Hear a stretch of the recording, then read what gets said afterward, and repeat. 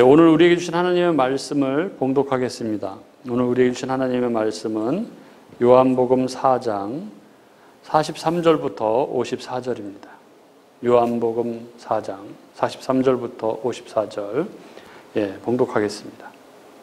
이틀이 지나매 예수께서 거기를 떠나 갈릴리로 가시며 친히 증언하시기를 선지자가 고향에서는 높임을 받지 못한다 하시고 갈릴리에 이르시매 갈릴리인들이 그를 영접하니 이는 자기들도 명절에 갔다가 예수께서 명절 중 예루살렘에서 하신 모든 일을 보았음이더라. 예수께서 다시 갈릴리 가나에 이르시니 전에 물로 포도주를 만드신 곳이라. 왕의 신하가 있어 그의 아들이 가버나움에서 병들었더니 그가 예수께서 유대로부터 갈릴리로 오셨다는 것을 듣고 가서 청하되 내려오셔서 내 아들의 병을 고쳐주소서 하니 그가 거의 죽게 되었습니다.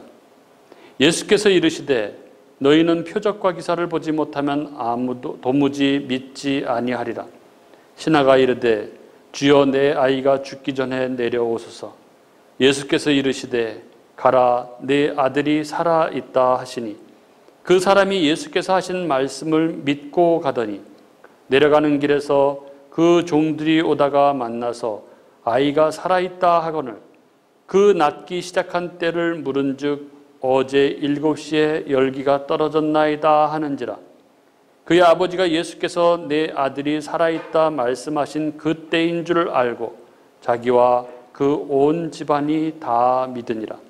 이것은 예수께서 유대에서 갈릴리로 오신 후에 행하신 두 번째 표적이니라. 아멘.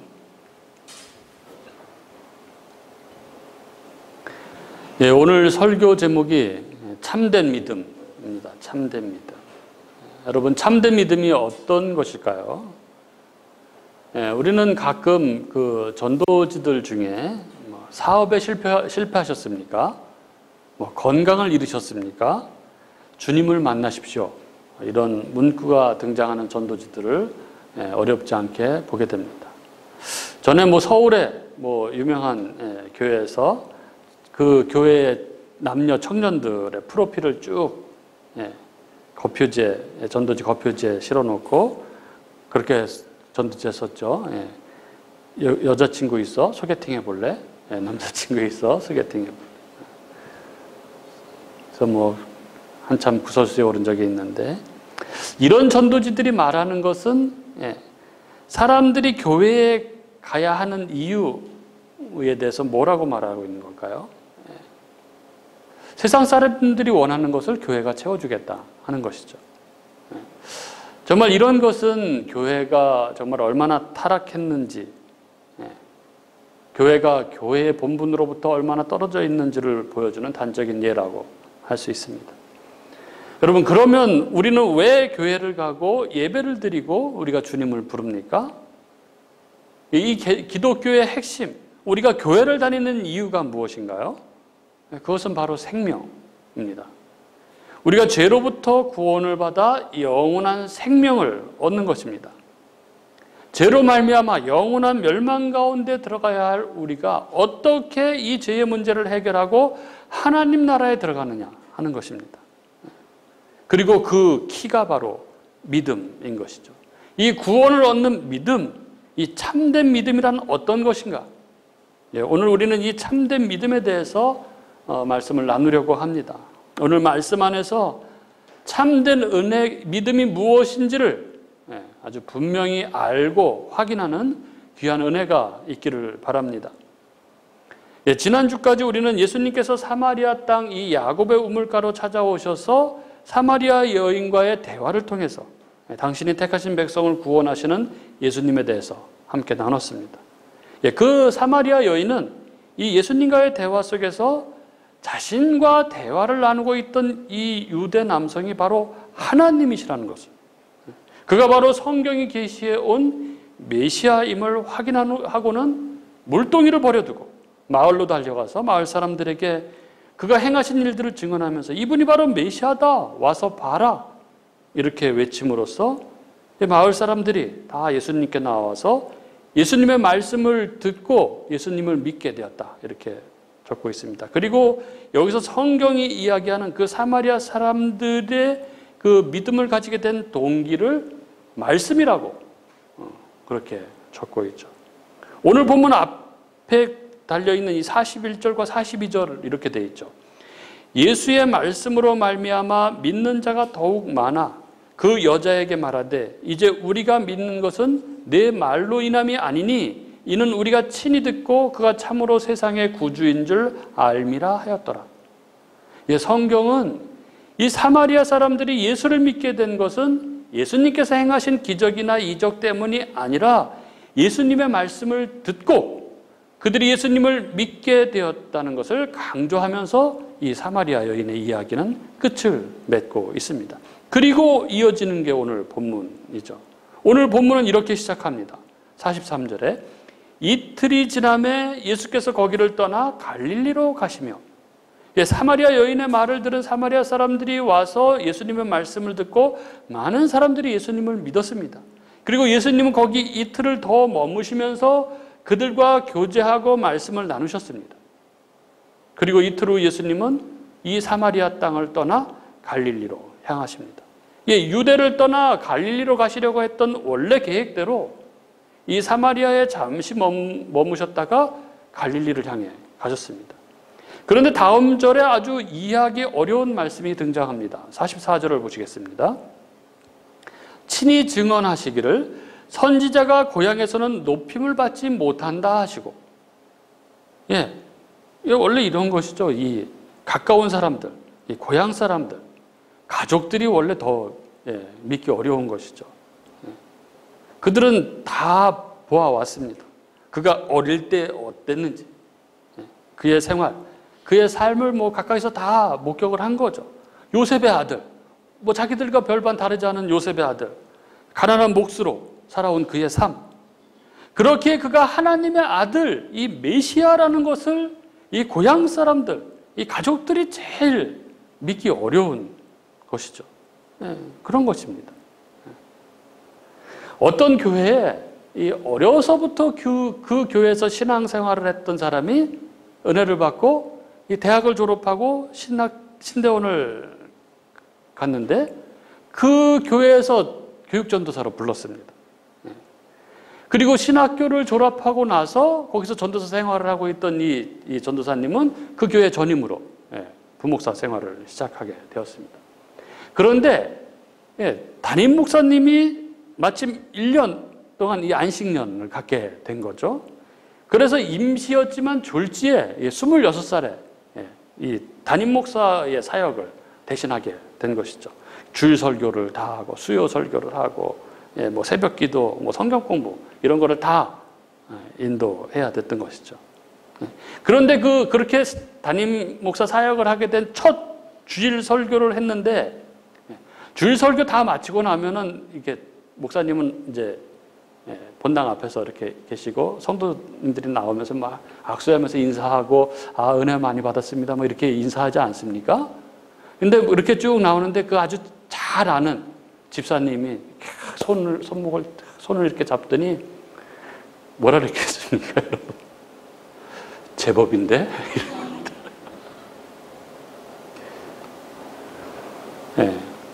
그런 거죠. 이게 하나님의 음성을 전하는 목사로 이렇게 받아들인 게 아니라 옛날서부터 다 알고 있던 그런 인간적인 그런 생각으로 그렇게 대한 거죠. 예수님은 이 선지자가 고향에서 높임을 받지 못한다 이렇게 말씀하셨습니다. 갈릴리 사람들이 제일 믿기 어려운 것이죠. 그런데 45절에 보면은 고향 사람들, 이 갈릴리 사람들이 예수님을 열렬히 환영했다 이런 대목이 나옵니다. 45절에 보면 갈릴리의 이름에 갈릴리인들이 그를 영접하니, 어떻게 된 일입니까? 이건 서로 모순되는 이야기 아닙니까? 갈릴리 사람들이 예수님을 영접하고 환영을 했다는 것입니다. 왜 그랬을까요? 그 이유가 있죠. 45절 이어지는 말씀에 이는 자기들도 명절에 갔다가 예수께서 명절 중 예루살렘에서 하신 모든 일을 보았음이더라 이렇게 적고 있습니다. 갈릴리 사람들이 이 예수님을 영접하고 환영한 이유는 바로 그들이 예수님께서 행하신 기적을 보았기 때문이라는 것입니다. 이러한 이야기는 앞에 2장에도 있었습니다. 2장에서 우리가 이것을 함께 나눈 적이 있었는데 2장 23절 24절에 보면 6월절에 예수께서 예루살렘에 계시니 많은 사람이 그의 행하시는 표적을 보고 그 이름을 믿었다 이렇게 적고 있죠. 믿었으나 예수는 그의 몸을 그들에게 의탁하지 아니하였으니 이는 친히 모든 사람을 아시며 이렇게 적고 있습니다.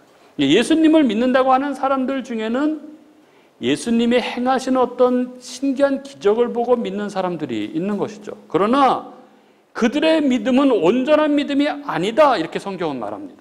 왜냐하면 예수님께서 그들에게는 자신의 몸을 의탁하지 않으신 것이죠.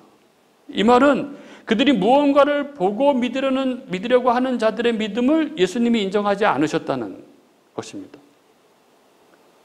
이 세상에는 믿는다는 사람도 많고 또 예수를 믿고 예수를 영접했다는 사람들도 많이 있습니다. 그러나 예수님은 그들, 기적을 보고 그를 따르는 그들의 믿음이 있다 이렇게 보지 않으신다는 것입니다. 그래서 예수님이 선지자가 고향에서는 환영을 받지 못한다고 말씀하신 직후에 갈릴리에서 표적을 본 사람들이 주님을 환영하며 영접하는 장면을 오늘 본문이 적고 있는 거죠. 뭡니까? 이게 이야기하는 것은 참된 믿음이 아닌 가짜 영접이라는 것입니다. 여러분, 예수를 믿는다고 하면서 기적을 보고 싶어하고 그 기적들로 신앙생활의 척도를 삼는 사람들이 얼마나 많은지 모릅니다. 그러나 그것은 성경이 말하는 바에 의하면 참된 믿음이 아닙니다. 그렇게 기적을 추구하는 사람들은 자신들의 삶에 기적이 일어나지 않고 자기들이 믿는 것이 자기 삶에 유익이 되지 않을 것 같으면 언제든지 예수님을 떠나는 사람들인 것이죠. 그래서 그런 신앙은 위험하다는 것입니다. 그러면 성경이 말하는 참된 믿음은 무엇입니까? 어떤 믿음입니까? 히브리서 11장 1절부터 3절 이렇게 말씀하죠. 믿음은 바라는 것들의 실상이요 보이지 않는 것들의 증거니 선진들이 이로써 증거를 얻었느니라. 믿음으로 모든 세계가 하나님의 말씀으로 지어진 줄을 우리가 아나니 보이는 것은 나타난 것으로 말미암아 된 것이 아니니라. 이렇게 적습니다. 성경이 말하는 믿음, 참된 믿음이란 보이지 않는 것을 보는 것이고 바라는 것들을 실상으로 받아들이는 것이라는 것입니다. 아직 실현되지 않은 하나님의 말씀을 실현된 것으로 실제 이루어진 것으로 그것이 실상임을 받아들이는 것, 이게 믿음이라는 것입니다. 따라서 믿음이란 보이는 것과는 절대적으로 연결된 것은 아닙니다. 전혀 상관이 없는 것이죠. 믿음은 보이지 않는 것을 본 것처럼 선명하게 인정하고 받아들이는 것을 말하는 것입니다.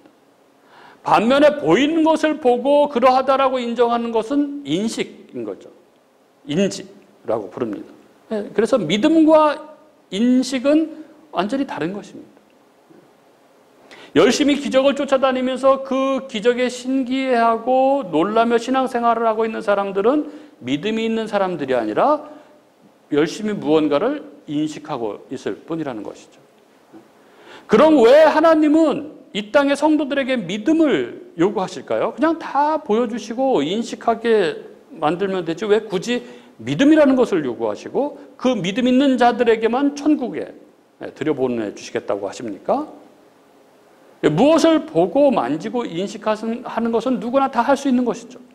그래서 보이지 않는 것을 보이는 것처럼 그러나 이 보이지 않는 것을 보는 것처럼 인식할 수 있는 것은 아무나 할 수 있는 게 아닌 거예요.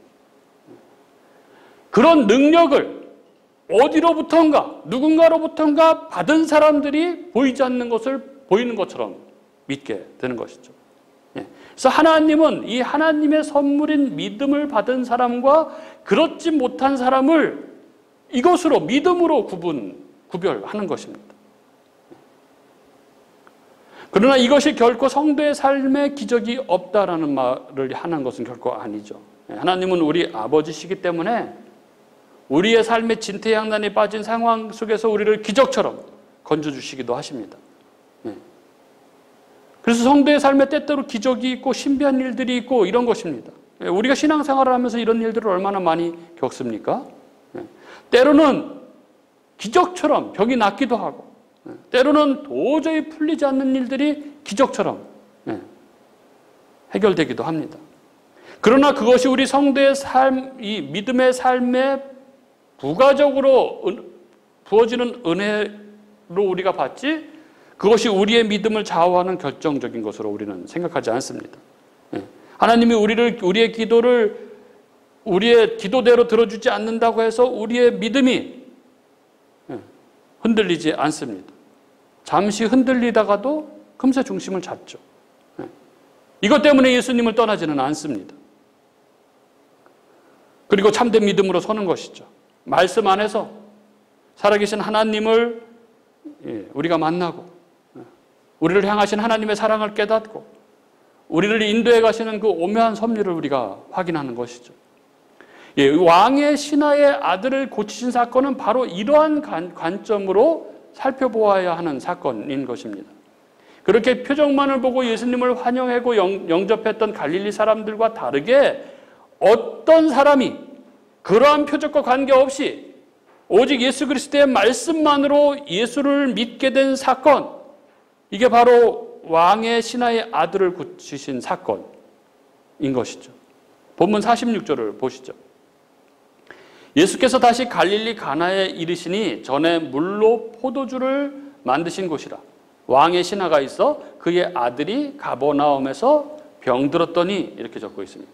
예수님께서 갈릴리 가나에 이르셨을 때 가나에서 한 40km 정도 떨어진 이 가버나움에서 헤롯 왕의 신하가 예수님을 찾아왔습니다. 여기에 등장하는 왕의 신하는 왕족이거나 왕과 아주 깊은 관계가 있는 아주 높은 귀족입니다. 그를 가리키는 이 바실리코스는 당시에 왕족이나 왕과 밀접한 관계의 귀족들에게 사용됐던 단어입니다. 그러니까 그 왕의 신하는 당시 이 갈릴리 지방을 다스리고 있던 분봉왕 이 헤롯 안티파스의 친척이거나 그와 아주 가까운 귀족이었던 것을 말하고 있는 것이죠. 그러한 귀족이 이 가버나움으로부터 40km를 걸어서 이 가나의 이 나사렛의 목수 출신 랍비인 예수를 찾아온 것입니다. 이 가버나움에서 가나로 가는 길은 오르막길입니다. 갈릴리 바다는 원래 지중해보다 이 해면보다 한 210여 미터 정도 더 낮은 저지대죠. 이 갈릴리에서부터 가나가 있는 지역은 해발 400m 정도, 그러니까 이 고도 차이가 600m 정도 나는 오르막길입니다. 그런데 이 왕의 신하는 이 고된 오르막길을 하인을 대신 보내지 않고 하인들을 보내서 와서 좀 고쳐주십시오 이렇게 한 것이 아니라 직접 자기가 이 40km가 되는 산을 등반하는 것 같은 이 고된 길을 그가 온 것입니다. 이러한 사실은 그가 얼마나 절박하게 예수님을 찾아왔는지를 잘 보여줍니다. 그가 절박한 마음으로 이렇게 찾아와서는 뭐라고 합니까? 오셔서 내 아들을 고쳐주소서 이렇게 청했습니다. 그런데 여러분, 이 왕의 신하가 이렇게 그 당시에 그렇게 지체 높은 그 왕의 신하가 이 고된 길을 이렇게 직접 찾아와서 예수님께서 오셔서 내 아들을 고쳐주셔서 이렇게 말씀을 했는데 이 말에 대한 예수님의 대답이 어땠습니까? 48절 이렇게 말씀하십니다. 너희는 표적과 기사를 보지 못하면 도무지 믿지 아니하리라. 예수님께서 그 간절한 마음으로 절박한 마음으로 자신을 찾아온 그 고생 끝에 찾아온 왕의 신하에게 아주 각박하게 들리는 이런 말씀을 하십니다. 왜 그러셨습니까? 예수님은 지금 왕의 신하의 믿음에 대해서 말씀하고 계신 것입니다. 즉 그는 지금 예수님을 찾아오긴 했지만 그가 가진 믿음은 표적과 기사를 쫓는 그런 믿음이었던 것입니다. 이것이 예수님의 평가입니다. 왕의 신하가 예수님께 나온 것, 그가 예수님께 나온 것은 그가 예수님이 진정한 하나님의 아들 메시아임을 바라보고 나온 것이 아닙니다. 그는 그저 곤경에 처해 있던 사람이 아들이 다 죽어가니까 그냥 지푸라기라도 짚는 심정으로 예수님을 찾아온 것입니다. 금방에 갈릴리에 온 유대를 떠들썩하게 한 그 인물, 예수라는 분이 왔다고 한다. 근데 그 사람이 병도 다 고치고 막 엄청난 기적을 일으킨다고 하더라. 그 이야기를 듣고 찾아온 것입니다. 즉 그가 예수님을 찾아온 것은 뭐 소위 이야기하자면 뭐 아주 용한 의원, 아주 뭐 용한 점쟁이를 찾아온 것과 별반 다르지 않은 것이죠. 그래서 예수님께서는 그가 자신을 찾아온 이유를 꿰뚫어 보시고 그를 책망한 것입니다. 그런데 여러분, 이 이야기는 여기서 끝나지 않고 예수님의 아주 놀라운 은혜가 주어지는 이야기로 이어집니다. 이 왕의 신하는 예수님께 그릇된 믿음으로 나와서 예수님께 그릇된 요구를 했습니다. 바르지 않은 자세로 구했습니다. 그런데 예수님께서 어떻게 하십니까? 예수님께서는 그럼에도 불구하고 그에게 이렇게 말씀하십니다. 가라, 내 아들이 살아있다. 이렇게 말씀하십니다. 어쩐 일인지 예수님께서는 그 아들의 병을 고쳐주셨습니다. 그러나 이 아들이 살았다는 이 사실 자체가 이 본문이 말하고 있는 놀라운 예수님의 은혜가 아닙니다. 예수님의 놀라운 은혜는 오히려 다른 측면에 있습니다. 예수님께서 아들의 병이 나았다고 말씀하신 후 이 왕의 신하가 보인 행동을 한번 보십시오. 예수님을 만난 후 이 신하의 반응이 아주 놀랐습니다. 50절에 보면은 예수께서 이르시되 가라, 내 아들이 살아있다 하시니 그 사람이 예수께서 하신 말씀을 믿고 가더니, 그 사람이 예수께서 하신 말씀을 믿고 가더니, 그 왕의 신하는 예수님께서 자기 집으로 가셔서 자기 아들에게 안수를 하든 뭐 치료를 하든 그렇게 해주실 것을 바랬습니다. 그런데 계속 자기 아들이 죽기 전에, 그래서 계속 아들이 죽기 전에 자기 집에 오시기를 간절히 구했죠. 그런데 예수님께서는 이렇게 말씀하십니다. 가라, 네 아들이 살아있다. 여기 50절에 쓰여 있는 살아있다라는 이 헬라어 원어의 의미는 내가 돌아갈 때쯤 되면 그 아이는 이미 회복되어서 살아있는 상태가 될 것이다, 이런 말이죠. 달리 말하면 아이가 지금 살아나서 내가 도착할 때쯤 되면 이미 오래전에 회복된 상태로 만나게 될 것이다, 이런 말입니다. 이 말은 참 믿기 어려운 말 아닙니까? 그런데 그 신하가 그래도 표적을 보고 왔으니 표적을 보여달라고 조르지 않고 그 말씀을 믿고 자기 집으로 떠납니다. 그 사람이 예수께서 하신 말씀을 믿고 가더니, 왜요? 왜 그가 표적을 믿고 찾아온 그가 표적을 보지도 않았는데 이렇게 예수님의 말씀을 믿고 떠난 것입니까? 그러니까 이어지는 51절, 52절을 보시면 이렇습니다. 내려가는 길에서 그 종들이 오다가 만나서 아이가 살아있다 하거늘 그 낫기 시작한 때를 물은즉 어제 7시에 열기가 떨어졌나이다 하는지라. 이 가나에서 가버나움까지 가는 거리가 40km죠. 거의 40km입니다. 당시의 도로 사정을 감안할 때 이 40km는 굉장히 먼 거리고 게다가 오르막길이죠. 보통 평지에서 일반 사람들이 그냥 걸으면은 4km 걷는데 한 50분 정도 걸리죠. 제가 평소에 이렇게 다녀보면 심리를 가는데 한 50분 정도 이렇게 걸립니다. 그러니까 좀 막 빨리 걷는다고 하더라도 최소한 8시간 이상 걸어야 하는 그러한 거리입니다. 그는 예수님의 말씀을 믿고 부지런히 가버나움 자기 아들을 향해 걸어갔습니다. 이 51절에 내려가는 길에라는 구절에 이 내려가다라는 동사가 현재 분사인 거죠. 그러니까 부지런히 계속해서 내려갔다는 뜻입니다. 얼마나 보고 싶었겠습니까? 그 죽음의 병에서 이 낳은 아들을. 그렇게 부지런히 길을 가던 그가 그 길에서 자기 하인들을 만납니다. 그리고 하인들이 아이가 살아있다 이렇게 말하는 것이죠. 그러자 그 신하가 종들에게 그가 언제 낫기 시작했냐고 묻습니다. 그리고 종들이 이렇게 이야기했죠. 어제 7시에 열기가 떨어졌다. 이렇게 대답을 합니다. 어제 7시. 이는 바로 예수님이 자기에게 가라, 내 아들이 살아있다 말씀하신 그 오후 1시, 바로 7시였습니다. 그리고 이 대화가 그 종들을 만난 게 해가 진 후 무렵이었기 때문에 어제 7시라고 이렇게 말한 것이죠. 이것이 바로 앞서 말씀드린 히브리서 11장 1절 2절에 믿음은 바라는 것들의 실상이요 보이지 않는 것들의 증거니 선진들이 이로써 증거를 얻었느니라. 그 믿음의 증거, 그가 참된 믿음을 소유했음을 보여주는 그 믿음의 증거인 것이죠. 여러분, 왕의 신하에게 어떻게 이러한 담대한 믿음, 확고한 믿음이 생길 수 있었을까요? 여러분, 그가 예수님께 나왔을 때의 정황을 우리가 다 보지 않았습니까? 그는 육신의 눈, 기적을 바라보는 눈, 예수님을 하나님의 아들 구주로 보고 온 것이 아니라 그냥 용한 의원, 용한 점쟁이로 보고 예수님을 찾아왔습니다. 그에게는 성경이 이야기하는 이 참된 믿음이 없었습니다. 그런데 그릇된 믿음을 가지고 나온 그가 이 복음서에 나오는 수많은 칭찬을 받았던 병자들과는 달리 예수님께 책망을 들었던 그가 어떻게 이렇게 담대하고 확고한 믿음을 가질 수 있었을까요? 어떻게 이 왕의 신하가 이렇게 갑자기 변한 것입니까? 이 믿음은, 그의 이 급작스러운 이 변화는 오직 예수 그리스도로부터 온 것입니다. 그분의 말씀 안에서, 가라 내 아들이 살아있다, 그분의 말씀 안에서 하나님의 임재를 경험한 것이죠.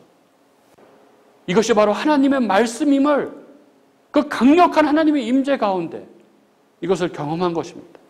그래서 그는 말씀을 믿는 참된 믿음이 생긴 것이죠. 사마리아 여인이, 그리고 사마리아 성의 사람들이 예수님의 말씀을 듣고 완전히 변화되었던 것처럼 이 왕의 신하도 예수님을 뵙고 예수님의 말씀을 들으면서 예수님과 대화하면서 그 대화 가운데 하나님의 임재를 경험한 것입니다. 그래서 이 예수님의 말씀으로 말미암아 진짜 믿음을 갖게 된 것이죠.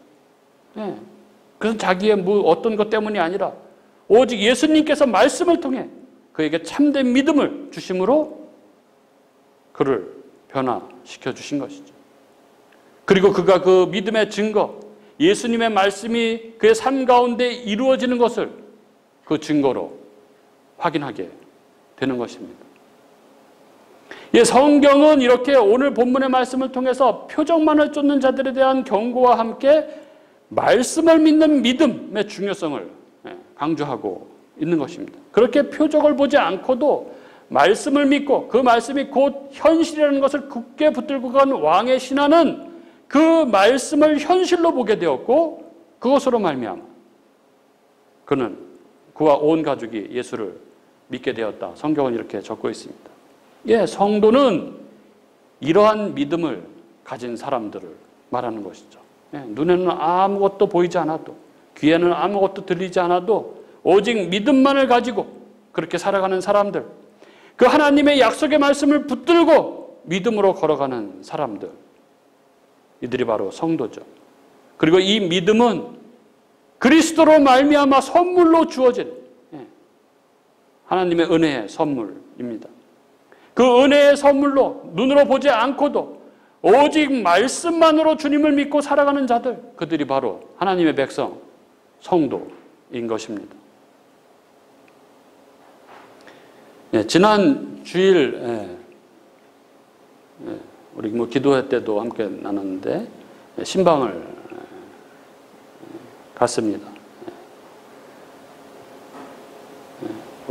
처형이 또 간곡히 부탁을 한 일이었는데 처형이 오래전부터 교제에 오던 그런 분, 그 가족, 그 남편, 한국 유명한 기독교 대학의 교수님, 로스쿨 교수셨는데 갑자기 암이 발견되어서 치료를 받고 있다는 그런 이야기를 듣고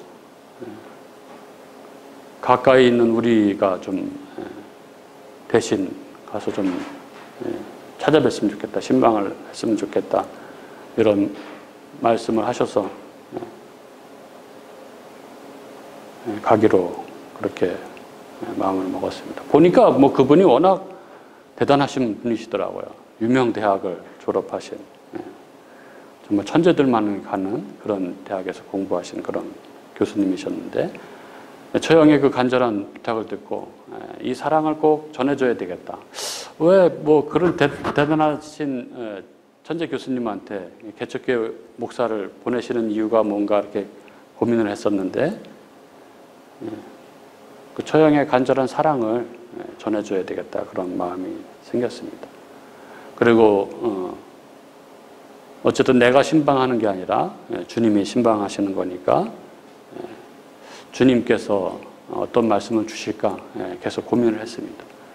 그래서 어쨌든 이 처형의 사랑, 주님의 사랑을 전해야 되겠다 이렇게 생각을 하면서 어떤 말씀을 주실까 계속 기도했는데 떠올랐던 말씀이 이사야서 43장 5절 말씀이었습니다. 우리가 너무나 잘 아는 그가 찔림은 우리의 허물을 인하며 그의 상함은 우리의 죄악을 인함이라.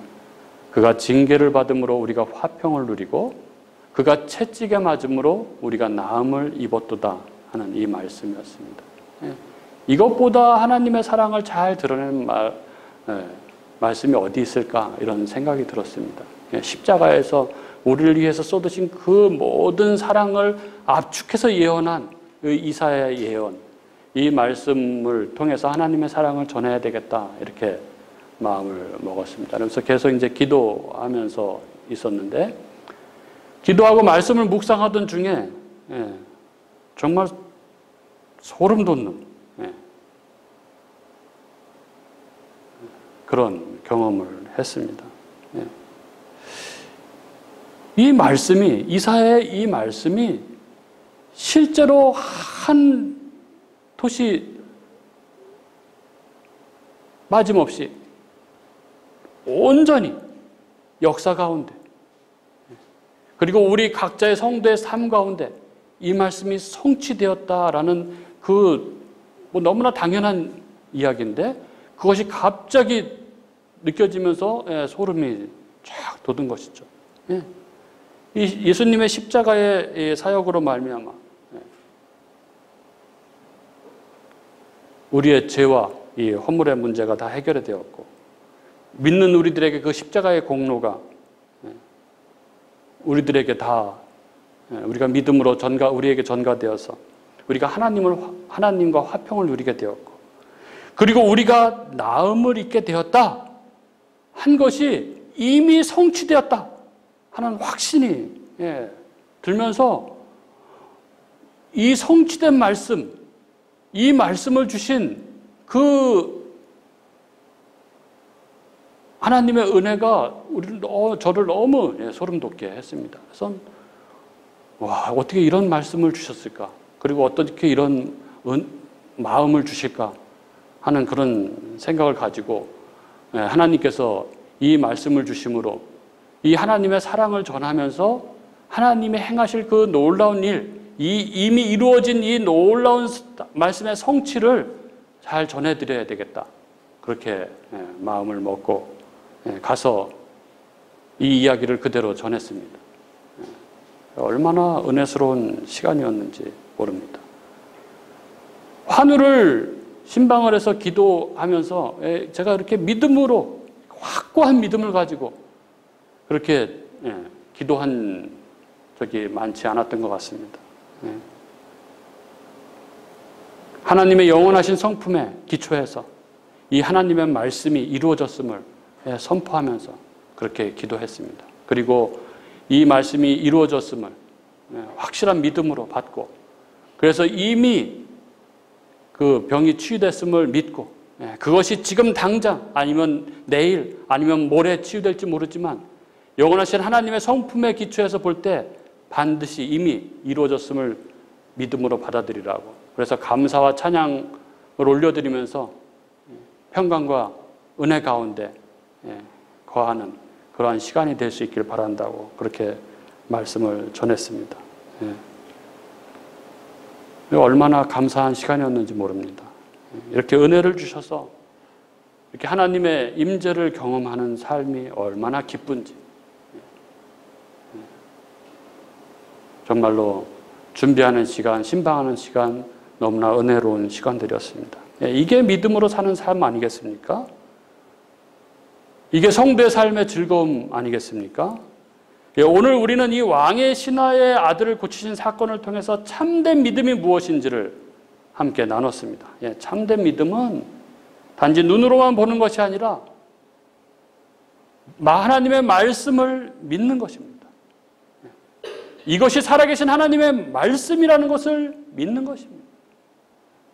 그가 하나님이 왜 우리를 창조하셨는지, 하나님이 창조하셔서 우리에게 어떤 복을 주셨는지, 그런데 우리가 어떻게 그 하나님의 사랑과 복을 걷어찼는지, 그래서 우리가 얼마나 비참한 상황 가운데 놓여졌는지, 그렇게 낙원에서부터 추방되어서 비참한 상황 가운데 살아가던 우리가, 그렇게 멸망을 향해서 달려가던 우리가, 그런 우리에게 어떤 사랑이 임했는지, 그 십자가에서 어떠한 하나님의 사랑이 나타났는지, 그래서 우리가 어떻게 하나님과 함께 거하는 자들이 되었는지, 그 하나님의 의를 얻게 되었는지, 그리고 마지막 날 하나님 나라에서 어떤 잔치가 벌어지는지, 그 모든 것을 보여주고 있는 이 하나님의 말씀을 믿는 것, 그게 참된 믿음이죠. 그 말씀이 믿음으로 이미 이루어진 것임을 믿는 것입니다. 그래서 이 땅에서 이미 천국을 맛보며 살아가는 것, 그게 바로 참된 믿음입니다. 그리고 그것이 참된 믿음의 삶, 성도의 삶인 것이죠. 사랑하는 우리 교우 여러분, 이 십자가에서 부어진 하나님의 사랑이 지금 우리의 삶에 충만한 것을 믿음의 눈으로 바라볼 수 있기를 바랍니다. 주님의 임재가 언제나 말씀 가운데, 우리 가운데 충만합니다. 늘 말씀 가운데 그 하나님의 사랑을 만지고 맛보며 살아가는 저와 여러분이 될 수 있기를 바랍니다. 그 참된 믿음으로 살아감으로 우리가 참된 생명을 가졌음을 우리의 삶으로 증거하는 저와 여러분이 될 수 있기를 주님의 이름으로 축복합니다.